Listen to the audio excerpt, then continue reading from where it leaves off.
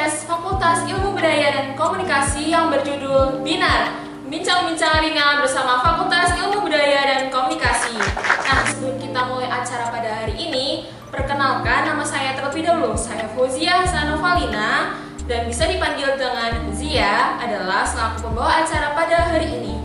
Nah, tentunya nggak afdol dong kalau kita nggak memperkenalkan bintang tamu kita pada hari ini.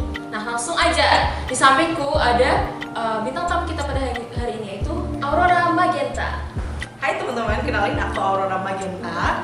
Aku mahasiswa semester 4 dari angkatan 2021 and I'm one of the awardees of Erasmus Plus International Credit Mobility to Sofia University in Bulgaria.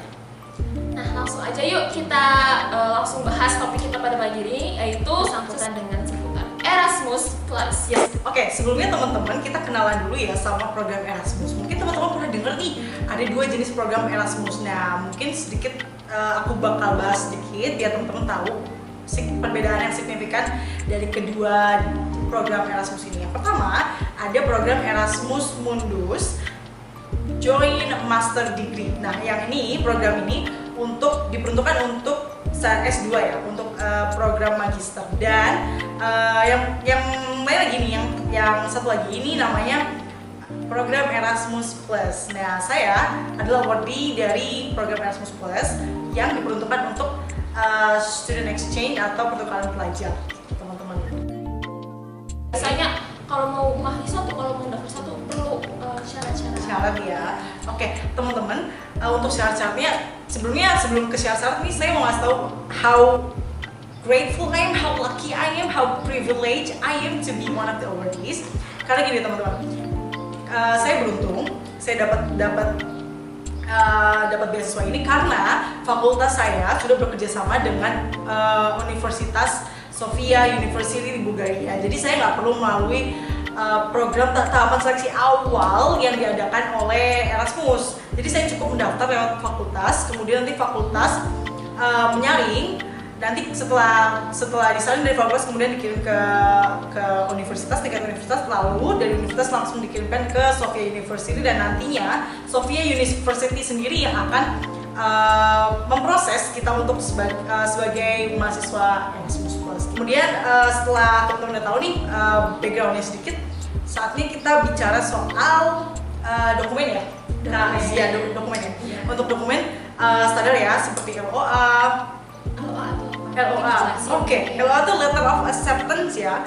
Nantinya LOA itu akan diberikan dari pihak Sofia University. Tapi untuk awal pendaftaran di tingkat fakultas, kemarin nih soalnya belum lama. Kemarin saya mendaftar hanya cukup menyetorkan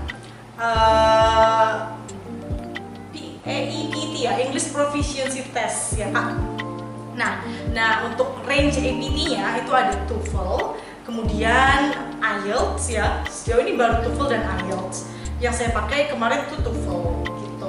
TOEFL itu kan ada beberapa juga ya cabangnya. Yang dipakai yang bisa buat daftar Erasmus tuh apa? Kalau di fakultas kemarin, menurut pengalaman saya, TOEFL-nya itu EPT atau PBT.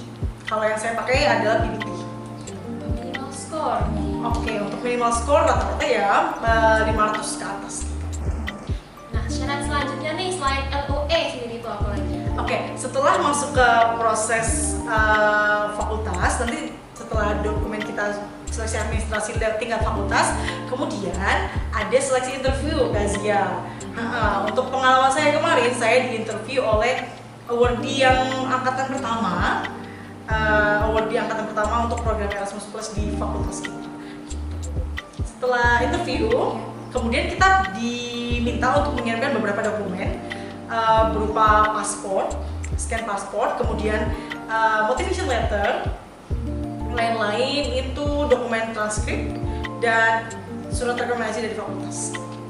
Nah, mungkin saya mau wakili aja nih, mungkin ada yang bingung transkrip. Biasanya kan kalau kita daftar program apapun itu transkripnya Indonesia. Nah, ini karena Erasmus mungkin pertukaran pelajar ya, apakah memang membutuhkan transkrip Inggris atau Indonesia saja bisa? Kalau menurut pengalaman saya setorkan menggunakan bahasa Indonesia gitu. Jadi mungkin nanti setiap I cannot say this is 100% one size fits to all everyone, because maybe every program has its difference, right? But in my case, I use Bahasa Indonesia.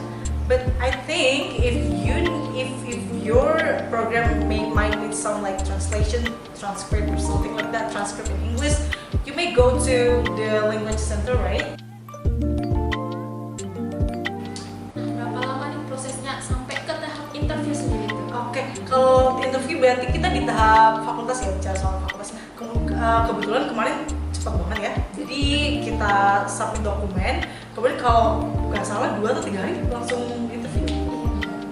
Nah, mungkin bisa spill nih. Spill. Apa yang mau di spill? Nah, tentunya interview ya. Siapa Interview. tahu dari teman-teman kita ini waktu daftar Erasmus yang selanjutnya itu udah masuk tahap interview. Oke. Apa aja nih yang perlu dipersiapin dan apa mungkin spill pertanyaan kembali.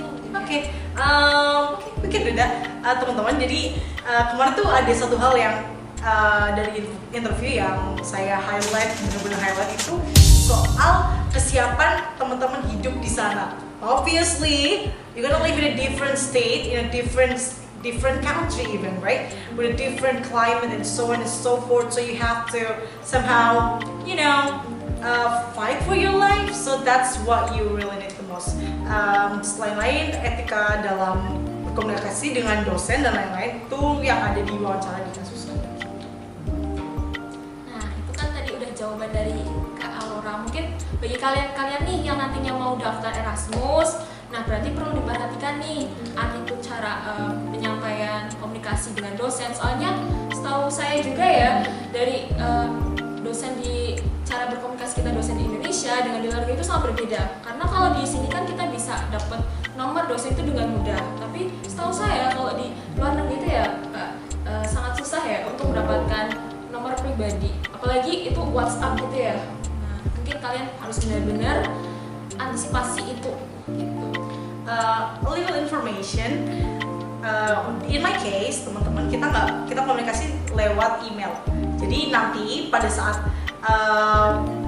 kita sudah mendapatkan LOA, kemudian kita dapat mengakses website. Ada salah satu website yang diperuntukkan untuk kita mengakses email dosen yang nantinya akan mengajar kita. Nah, di situ teman-teman saatnya nyatet nih, oke?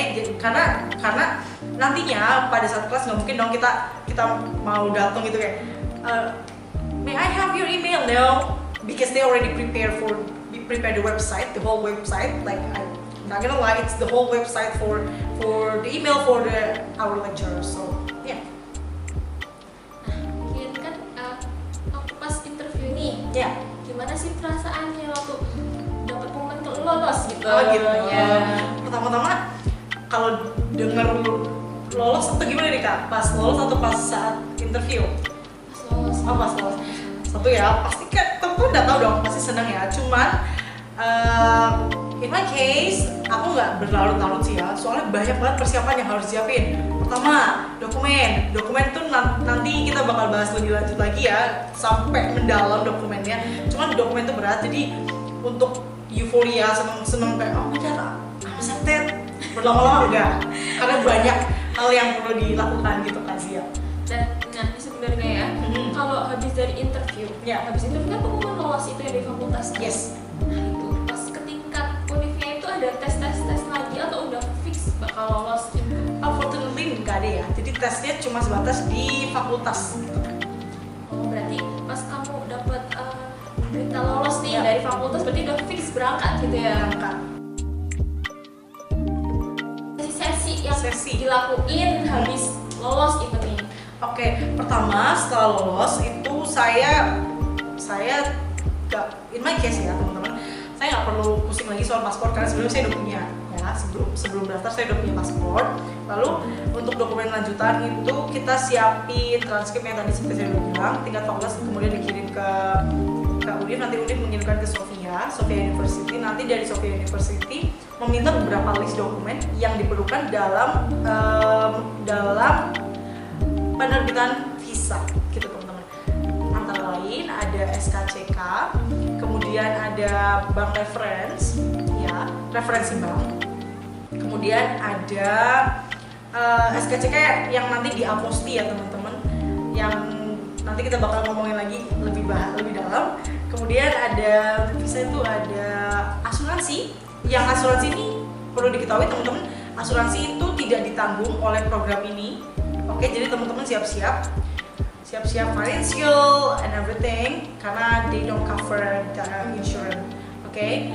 Dan if I'm not mistaken, ada jumlah asuransi yang kayak dari Erasmus Plus itu dari Uni Eropa menentukan let's say is it a limit, I'm not really sure about it, tapi yang bisa mengcover teman-teman itu kalau nggak salah itu sekitar 500 jutaan. Nah, untuk asuransi yang kemarin saya bayarkan, saya pakai Allianz, untuk harganya itu sekitar 3.400.000. Nah, itu untuk asuransinya. Kemudian setelah asuransi selesai, ada biasa dokumen basic, KK, KTP, dan lain-lain, paspor, dan lain-lain. Itu untuk penerima visa. Nah, sebelum kita membahas lebih dalam lagi nih, Betul. mungkin ada tips-tips dulu nih, kasih tips ke mahasiswa yang lain nih, yang mau daftar. Apa aja nih dari awal yang perlu disiapin, mungkin mentalnya atau selain dokumen tadi kan udah disebutin nih. Nah, mungkin apa aja nih latihan? Mungkin mau ya Kak Zia, nanti kita ada satu sesi tambahan untuk dokumen, mungkin next episode kali ya buat kita bahas dokumen mendalam. Tapi untuk sekarang kita di permukaan dulu ya. Nah, untuk tipsnya, untuk tipsnya teman-teman tolong siapin satu ya, mental udah jelas, dan jangan lupa siapin financial, okay? It's true, it's fully funded, okay? But it's impossible for us to make it like 0 rupiah, 0 rupiah untuk mengurus dokumen-dokumen kan. So mental and financial, that's it. Pokoknya yang dua paling important dulu lah bekalnya itu ya. Nah, sekarang kita menjurus yang ke dalam karena tadi kan udah secara umum. Gimana sih realita? Kan kalau setahu saya Erasmus sendiri itu kan fully funded labelnya ya. Nah, gimana nih, beneran nggak nih? Beneran kok Kak Zia, beneran fully funded ya teman-teman. Mungkin teman-teman juga udah tahu kalau Erasmus Plus itu fully funded, seperti yang teman-teman lihat di banner dan mana-mana kalau Erasmus Plus itu fully funded. Betul, oke? Betul. Tapi teman-teman, fully funded saat setelah teman-teman ada di Eropa. Oke?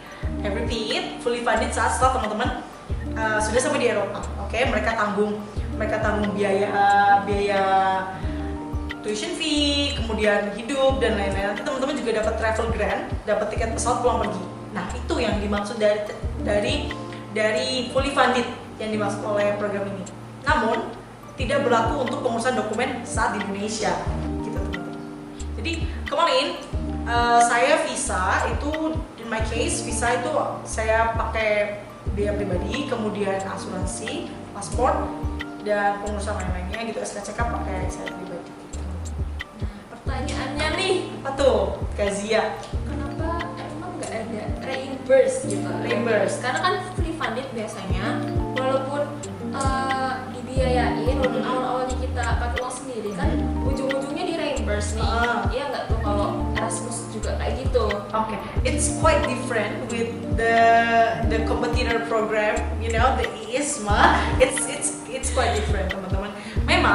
Memang kita tidak di reimburse untuk biaya dokumennya. Cuman I might say we have slightly higher in the monthly stipend compared to the ISMA program. So I think at the end of the day, eventually it will be reimbursed. I don't know, right? Jadi emang harus persiapin financial guys. Tadi kan udah disebutin nih, emang perlu banget.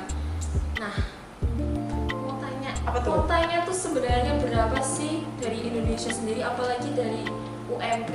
Oh benar, ini penting juga ya teman-teman. Saya lupa tadi. Untuk kuotanya, untuk per tahun ini, per tahun saya dari fakultas saya, fakultas FIBK 1, dan kemudian dari fakultas lainnya yaitu fakultas FKIP, Prodi Pendidikan Bahasa Inggris 1, jadi 2 setiap tahun berangkat. Jadi cuma berlaku untuk 2 prodi itu aja ya? Iya, Kalau di sejauh UMP. ini ya, sejauh ini baru 2 prodi yang bekerja sama sama Sofia University ya teman-teman. Bisa nggak sih nih kalau misalnya tahun-tahun depan itu kuotanya nambah gitu? Saya kurang tahu ya Kak Zia, mungkin itu kebijakan dari Uni Eropa karena setelah 2 tahun juga ini baru diadakan. Jadi menurut saya program ini pun juga fluktuatif mengikuti kondisi keuangan Uni Eropa gitu. Jadi selagi ada teman-teman langsung daftar, oke? Karena we never know, oke? Coba aja dulu Ya. lah, ya kan? Kita nggak tahu kondisi keuangan Uni Eropa gimana, ya kan? Jadi kalau ada daftar. Langsung gercep aja guys. Gitu. Teman-teman, kalau bisa dibilang ya teman-teman, kalau apa yang saya lalui, proses yang saya lalui untuk mendapatkan dokumen dan lain-lain itu sangat-sangat berbeda dengan punya dulu angkatan kita sebelumnya itu Mbak Amar, ya karena Mbak Amar tuh pre-pandemi dan saya post-pandemi, yang mana dokumen-dokumen yang diurus post-pandemi itu luar biasa teman-teman. Dan waktu tahun Mbak Amar pre-pandemi itu nggak ada SKCK. Di tahun saya ada. Kemudian nggak sampai situ aja teman-teman. SKCK pun nggak hanya SKCK yang teman-teman bisa buat di Polres, no. Teman-teman mesti buat ke Mapolda. Jadi kemarin saya ngurus di Semarang. Kemudian untuk SKCK tidak selesai di Mapolda. Dari kedutaan mereka meminta SKCK yang diaposti di Kemenkumham. Oke. Jadi saat kemarin saya ngurus visa di kedutaan, saya juga sekalian mengurus aposti SKCK saya di Kemenkumham, dan itu berbayar kalau nggak salah sekitar 150.000 untuk aposti dokumen, satu dokumen gitu. Itu untuk SKCK. Kemudian proses pembayaran visa, oke, di angkatan sebelumnya, di angkatan Bapak, untuk pembayaran visa melalui bank tidak perlu menggunakan NPWP. Namun di tahun saya NPWP diperlukan untuk pembayaran visa. Jadi teman-teman, ini juga nih teman-teman, karena ini post pandemi, teman-teman mulai dari sekarang buat NPWP. It's free, okay? You don't have to work to make an NPWP. I already have my NPWP, so yeah, go make yourself one. Nah nih, kan dokumennya banyak banget yang Yes. Itu tuh ada pembimbingnya nggak sih? Pembimbing nggak ada teman-teman. So you have to prepare both mentally and financially because saya pernah dengar kalau misalnya mungkin I might be wrong in this case, okay? Kalau nggak salah ISMA tuh ada pamongnya untuk program ISMA. Cuman kalau di saya nggak ada, jadi saya ngurus sendiri gitu sama teman saya yang dari PBI. Saya kembali sendiri, cari informasi sendiri gitu. Berarti nggak disediakan ini kayak misalnya kalian perlu NPWP, gimana nih prosedur ngurusnya nggak gitu? Nggak ada. Jadi teman-teman benar-benar 0%, oke, 0% and go find out yourself. That's it. Nggak apa-apa, melatih independensi. Betul banget, guys. betul banget. Nah nih, kan waktu pas ngurus itu kan lama ya karena banyak, tentunya lama. Iya. Berapa lama sih ini? Oh, kalau saya tuh nggak lama yang sampai 3 bulan itu enggak ya teman-teman. Saya cuma 1 bulan kok ngurus dokumen itu cuma 1 bulan. Karena saya nunggu dari Sofia membuatkan LOA dan lain-lain. Nah, tadi kan kamu bilang nih, kalau misalnya kalau yang dokumen itu kan nggak ada pembimbing. Betul. Tapi dengar-dengar nih kalau udah sampai di sana bakal ada yang membimbing. Oh betul. Oke, jadi untuk ada dua ya, ada dua. Kalau saya tarik dari jauh, ada 2 yang nanti bakal membimbing kita di sana. Satu dari kayak KUI-nya sini, oke. Kita ada Ibu Jenny namanya. Dia sebagai pihak perantara dari pihak Sofia ke saya sebagai mahasiswa Erasmus. Dan yang lebih menarik lagi nih teman-teman, kita bakal disediain buddy, oke? Buddy itu kayak temen dari organisasi ISN. ISN itu Erasmus Student Network. Di sana setiap universitas ada ISN. Nah, nanti kita akan disediakan buddy dari ISN. Buddy itu apa? Buddy itu teman yang nantinya bakal ngurusin kita, membantu kita selama di sana dari proses kedatangan sampai nanti kepulangan kita kembali ke Indonesia. Jadi teman-teman jangan takut ya, kayak nanti dijemput sama siapa yang jemput, bagi tenang. Nanti aku yang nganter ke bandara, siapa yang nganter, bagi tenang. Nanti aku mau ngurus wifi, gimana mau ngurus kartu gitu, ada bagi tenang. Oke. Satu hal lagi nih, kasihan kita, aku hampir lupa. Iya, ya oke. Karena kita udah tahu tujuan kita Bulgaria, dan Bulgaria tidak menggunakan alfabet, melainkan menggunakan Cyrillic. Wow. you go learn yourself Cyrillic. And one thing, Cyrillic Bulgaria dan Rusia berbeda ya teman-teman. Jadi so go make yourself learn the Bulgarian. Wajib ya. Wajib. Ya ampun, siap-siapin diri aja lah ya Yes. dari jauh-jauh. Jadi jangan mengandalkan kemampuan mepek gitu guys. Iya. Karena kalau kayak gitu nanti pas udah keterima kan jadi keteteran Iya. sendiri gitu. Jadi kita revisi ya kak. Iya. Tadi yang berjejakan apa? Mental, financial, sama belajar Cyrillic Bulgaria. Karena itu penting teman-teman. Cyrillic ini sebenarnya paling penting kan kalau mau kuliah ya. Kalau nggak bisa bacanya aja ya kan, nggak bisa, ya berarti nggak bisa mengikuti perkuliahan ya kan. Gitu. Betul. Jadi penting banget guys. Dan teman-teman nggak mau kan tersesat terus. Selama di sana nggak mau tersesat terus. Jadi karena di sana tuh saya sempat tanya teman saya gitu yang ada di Bulgaria. Dia bilang kalau misalnya public places, petunjuk dan sana pakai Cyrillic, jadi you have to learn Cyrillic, Bulgarian Cyrillic. Soalnya kadang nih ya guys kan mungkin kalian memikirkan ada Google nih, ada ini nih, itu nggak 100% benar guys. Jadi lebih baik tuh mending belajar sendiri.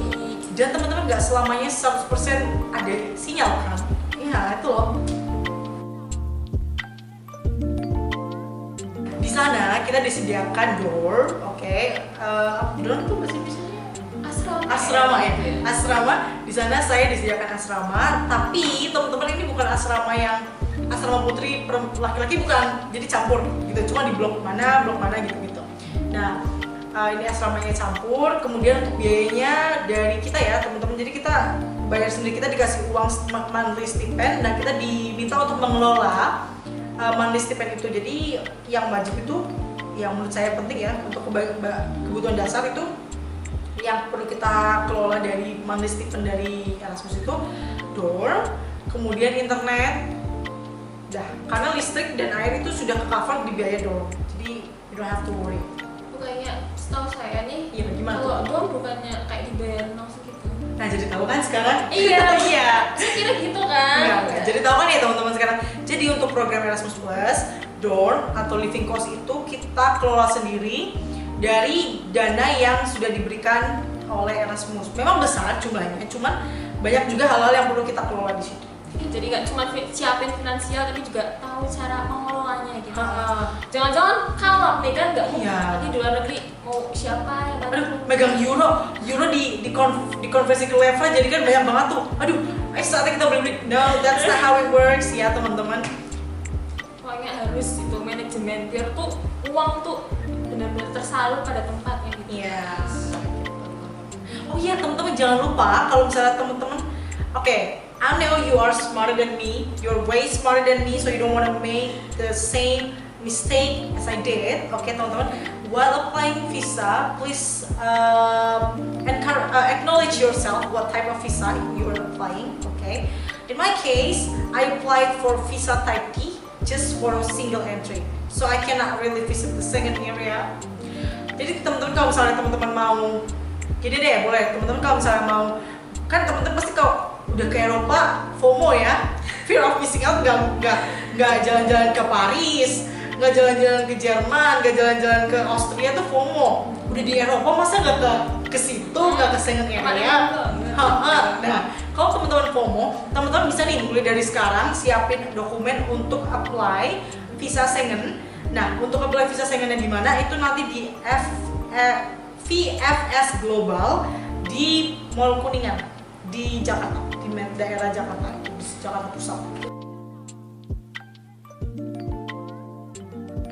Nah, jadi nanti kalau misalnya gitu nih teman-teman, jadi teman-teman punya dua visa. Satu visa untuk masuk ke visa type D untuk tinggal dalam jangka waktu lama di Bulgaria, dan visa yang kedua atau visa Schengen ini visa untuk berkunjung ke daerah-daerah Schengen gitu teman-teman. Jadi bukannya milih salah satu tapi wajib punya Dua. Kalau teman-teman FOMO ya udah di benua Eropa tapi nggak jalan-jalan tuh harus buat visa Schengen gitu. Atau teman-teman apply visa yang multi entry.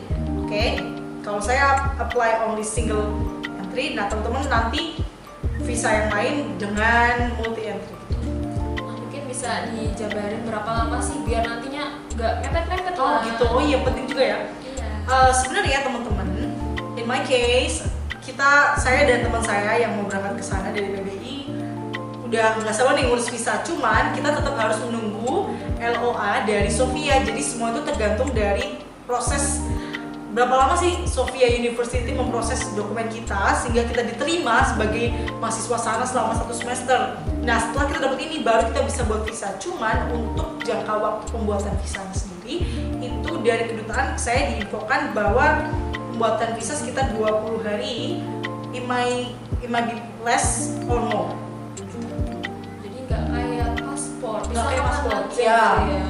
Jadi teman-teman harus prepare waktu, apalagi teman-teman sudah beli tiket ya, apalagi tiket keberangkatan sudah keluar. Nah di situ teman-teman harus benar-benar kayak kasih spare waktu yang banyak deh buat bikin visa gitu. Karena kita nggak tahu gimana prosesnya, jadi you have to prepare, much of spare time. Mungkin nih guys yang mau daftar nih Erasmus dari jauh-jauh hari itu dokumennya dipersiapin. Terus mungkin masih bingung nih kalau tadi baru disampaikan visa tapi masih bingung, mungkin bisa cari-cari lagi lah ya di internet tuh banyak gitu. Nah kalau misalnya ini kan belum nih teman-teman, kita kan belum tahu kita keterima atau enggak kan. Nah untuk persiapan dini banget, rekomendasiku itu paspor. Oke, paspor itu memang tadi Kazia selalu bilang nggak lama ya. Cuman itu lumayan banget untuk waktu sekitar semingguan kalau nggak salah ya, untuk dari kita daftar secara online sampai kita pencetakan tuh kayak kurang lebih seminggu in my case. Nah 1 minggu itu lumayan banget bisa kita buat kerjain essay, motivation letter gitu-gitu. Jadi teman-teman kalau misalnya mau daftar gini nih exchange, go make yourself a passport right now, like as soon as possible as you can, okay? Jangan nunggu terima dulu deh. It won't hurt. Iya. It won't hurt, It will valid until 10 years, so you go. Mungkin ada beberapa yang merasa khawatir nih. Tuh, khawatir apa tuh Kazia? Di luar negeri kita kan belajar tentunya mata kuliah yang ada di sana. Ah. Nah, kira-kira di sini kan kita juga punya tanggungan nih ya kan. Tanggungan apa tuh Kazia? Tanggungan SKS. Oh, nih, SKS. untuk lulus kan. Oh, lulus, baik. Gimana nih? Kan mungkin aku pengen ke luar negeri tapi takut nih gimana kalau ketinggalan, kalau lulusnya kelamaan gitu. Terus gimana nih Kak? Teman-teman nggak usah takut ya, teman-teman nggak usah takut. Let me clarify a little thing. Jadi untuk bahasa pengantar perkuliahan di sana saya pakai bahasa Inggris. Jadi nggak usah takut. Aduh, aku belum bisa bahasa Bulgaria. Aduh, aku belum belajar Cyrillic. No, nggak apa-apa. Yang penting kamu bisa baca, kamu bisa tahu daily phrase itu udah cukup untuk Bulgaria ya. Jadi untuk bahasa pengantar kita pakai bahasa Indonesia dan belum lama ini teman-teman kebijakan terbaru yang mulai berlaku di tahun saya diwajibkan mengambil 30 kredit untuk dikonversikan 20 sampai 30 kredit. Namun range-nya itu 20 sampai 30 ya teman-teman. Cuman dari Sofia sendiri meminta kami sebagai mahasiswa untuk mengambil 30 dengan tujuan sebagai antisipasi. Jadi kalau misalnya teman-teman, let's say you fail 1 or 2 class, you will still can ace your GPA because you still have, let's say, okay, so the thing is you have to choose 30, okay, as anticipation if you fail 1 or 2 class, but if not, then you go with you good with the 30 SATs. Jadi kalau misalnya teman-teman diwajibin ambil 30 nih, okay, sebagai antisipasi ya. Nah, nanti kalau misalnya teman-teman misalnya fail 1 atau 2 kelas, nanti teman-teman akan langsung dikonversi ke 20 SKS Kazia. Jadi nggak 30 ya. Kenapa? Biar teman-teman tetap bagus gitu IPK-nya. Nah, itu tujuannya kenapa kita diwajibin ngambil 30 SKS. Cuman kalau misalnya you could ace every class, you could, let's say you get straight A's in every class, dan itu semua bisa dikonversi. Cuman kemarin kalau nggak salah dari fakultas saya terakhir konsul tuh hanya jadi dikonversi sebanyak 24 SKS maksimal. Jadi teman-teman masih punya 6 spare kredit ya untuk disimpan di semester selanjutnya. Ternyata banyak cara lah menuju Roma nih. Iya, banyak Misalnya cara. Bulgaria, nggak apa-apa, ganti aja. Banyak cara menuju Bulgaria gitu tuh. Nah, lagi nih mau tanya lagi saya. Apa tuh? Oke. Boleh. Kan apa namanya? Waktu pas udah semua dokumen terus mesti ada kan kayak timeline yang akan tadi kita udah selesai badai dokumen ya. Badai dokumen ya. Badai dokumen. Kalau misalnya timeline yang dibebankan kepada saya dari pihak Uni Eropa nggak ada, dari pihak Erasmus nggak ada. Jadi saya murni pure di sana untuk belajar, tidak untuk memenuhi timeline yang mereka atau timeline atau program yang mereka buat untuk saya. Jadi saya bisa belajar dan belajar. Paling nanti dari ISN tadi organisasi yang tadi sudah saya sebutkan mengadakan event ada itu aja. Lain-lain saya belajar, kemudian ya kalau misalnya saya explore, saya explore kayak gitu doang. Nggak ada yang itu nggak ada. Jadi nggak kayak yang di sebelah gitu. Oh iya. Balik-balik ini nggak kan sih ya? Ada yang di sebelah gitu. Gitu ya teman-teman. Ada nih mungkin kata-kata motivasi atau semangat buat adik-adik atau mahasiswa lain yang nantinya mau mendaftar Erasmus. Kayak tadi saya implicitly sudah sempet ya secara nggak langsung tuh tersirat ngasih tahu teman-teman kalau misalnya kita nggak bakal tahu kondisi keuangan Uni Eropa gimana, kita nggak bakal tahu program ini ada atau enggak di tahun depan atau gimana. Ini berlaku untuk program apapun ya, baik program sebelah atau program sekarang ya. Nah, atau program saya nih Erasmus Plus. Jadi kalau misalnya teman-teman ada daftar gitu. Oh, satu lagi Mbak Zia, ini penting ya, ini penting banget. Cuman kita lupa ngomong nih. Oke, apa nih? EPT. Nah, ini banyak teman-teman yang terhalang untuk daftar karena mereka belum punya English Proficiency Test. So you go prepare yourself one, oke? TOEFL kah atau IELTS kah atau even Duolingo kayaknya nggak apa-apa deh. Itu penting. Yang penting ada ya. Ada. Berarti dari jauh-jauh hari. Yes. Misalnya kita daftar sekarang nih, masih bisa kan dipakai tahun depan? Ya, karena setiap EPT, each type of it, mereka punya tenggang kayak kurang lebih 2 tahun ya Kak Zia. Nah, jadi ralat lagi ya teman-teman untuk dua dokumen yang teman-teman perlu siapkan jauh hari sebelum keberangkatan atau jauh hari sebelum pendaftaran itu paspor dan EPT, English Proficiency Test. Jadinya kalau kalian emang benar-benar udah bertekad bulat nih, tertarik ikut Erasmus, jadi dari jauh hari sekarang aja disiapin, jangan kayak menunda-nunda besok masih ada waktu, nggak gitu. Soalnya tahu-tahu siapa tahu udah langsung pembukaan dan kalian malah ketinggalan gitu kan. Banyak sekali kasus kayak gitu soalnya. Itu kata nih buat Erasmus. Keren. Untuk FIBK Konsisten. Oke, terima kasih ya Kak Aurora Magenta udah jadi bintang top hari ini dan udah sharing nih tentang Erasmus. Pokoknya tetap sukses selalu dan mungkin semoga lancar untuk kegiatan di sana.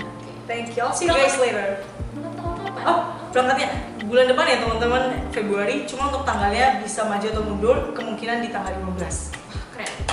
Pokoknya good luck selalu. Thank you. Okay. Yeah. Jangan bosan-bosan ikutin acara Binar Fakultas Ilmu Budaya dan Komunikasi.